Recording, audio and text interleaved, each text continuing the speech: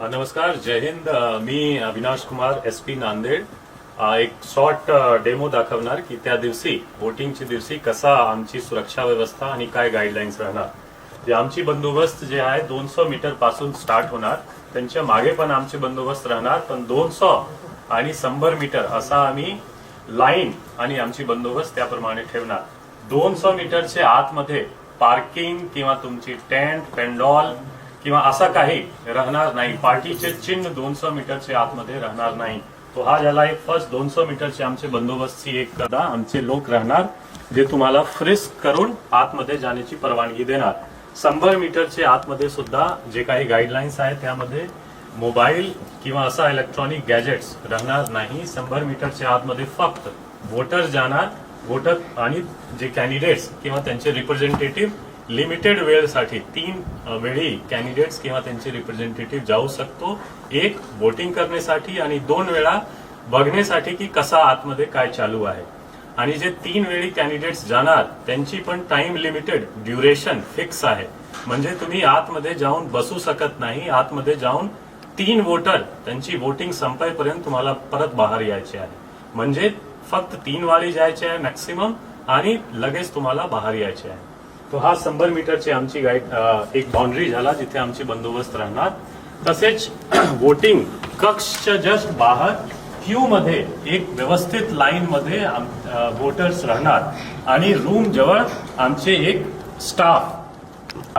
इथे पण आम्हाला जे गाईडलाईन्स फॉलो करायचे आहे की आतमध्ये फक्त वोटर जाणार आणि कॅन्डिडेट्स 3 वेळी किंवा त्यांचे रिप्रेझेंटेटिव्ह 3 टाइम्स आतमध्ये जाऊ शकतो, जसं मी सांगितलं. आणि आतमध्ये जाऊन कोणाला टोकाटाकी करायचे नाही. कॅन्डिडेट्स किंवा त्यांची रिप्रेझेंटेटिव्हला फक्त ऑब्झर्वेशनचा अधिकार आहे. आणि तुम्हाला काही निगेटिव्ह ऑब्झर्वेशन आहे तिथे प्रिसाइडिंग ऑफिसर किंवा बूथ लेव्हल ऑफिसर राहणार. तिथे त्यांना जाऊन कंप्लेन करा किंवा आमचे पोलीस स्टेशनचे अधिकारी कर्मचारी राहणार, त्यांना जाऊन कंप्लेन करा. कोणाला पर्सनली टोकाटाकी करणे, कोणाला प्रश्न विचारणे, ID कार्ड दाखवा असा बोलण्याचा अधिकार कोणाला नाही. हा फक्त जे प्रशासन किंवा निवडणूक अधिकारीचे कर्मचारी आहेत तेच विचारणार. आणि आतमध्ये जाऊन सुद्धा जसा जसा गाईडलाईन्स आणि टेबल्स आहेत, लॉ अँड ऑर्डर आणि पोलिसिंग पर्स्पेक्टिव्ह मध्ये आतमध्ये जाऊन कोणी व्हिडिओ, ऑडिओ किंवा मोबाईलची सेल्फी वोटिंग करताना काढणार नाही. अदरवाईज हा एक कॉग्निजेबल ऑफेन्स आहे आणि यावर आम्ही पोलीस स्टेशन मध्ये तुमच्यावर सिरियस गुन्हे दाखल करणार. तर आतमध्ये जाऊन फोटो, व्हिडिओज, सेल्फीज काढणे मनाई आहे, ते करायचे नाही. आतमध्ये जाऊन कोणा वोटर सोबत गोंधळ करणे किंवा त्यांना प्रत्यक्ष जाऊन मदत करणे जोपर्यंत प्रिसाइडिंग ऑफिसर तुम्हाला परवानगी देत नाही, कोणी दुसऱ्याला जाऊन मदत करणार नाही.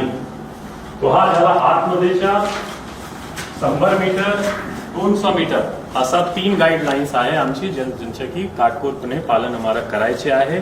आणि जे महत्वाचा विषय आहे की ते तुमची पेंडॉल वगैरे टाकण्याची परवानगी नाही. 200 मीटरच्या किंवा त्यांच्या पुढे जाऊन तुम्हाला एक टेबल, 2 चेअर आणि 3 बाय 1.5 फूटचा तुमचा एक पोस्टर, बॅनर तितकेच अधिकार आहे. तिथे पेंडॉल टाकून खूप चेअर टाकणे असा अधिकार नाही. असा जर करणार तो जमावबंदीचा उल्लंघन तसेच आचारसंहिताचा उल्लंघन होणार आणि त्यांच्यावर आम्ही कायदेशीर कारवाई करणार. तो परत एक बार सर्वांना खूप खूप शुभेच्छा वोटिंग दिवसासाठी आणि काउंटिंग दिवशीसाठी. आणि त्या दिवशी आमचे अधिकारी कर्मचारी ग्राउंडवर राहणार, त्यांच्यासोबत समन्वय ठेवून वोटिंगची सर्व कारवाई करायची. Thank you so much. जय हिंद.